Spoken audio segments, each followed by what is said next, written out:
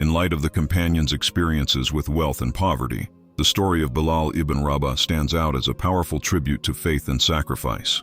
Bilal's resilience in the face of extreme hardship exemplifies the strength of early Muslims who endured persecution for their beliefs.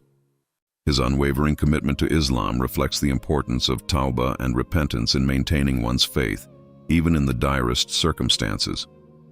As a slave in Mecca, Bilal faced brutal torture at the hands of his master, Umayyah ibn Khalaf, for refusing to renounce Islam. Despite being dragged through the scorching desert sands and having heavy rocks placed on his chest, Bilal's faith remained unshakable. His unwavering response of Ahad, Ahad, one God in torment, symbolizes the profound conviction that sustained him. This steadfastness ultimately led to his freedom when Abu Bakr purchased and liberated him. Bilal's legacy extends far beyond his trials.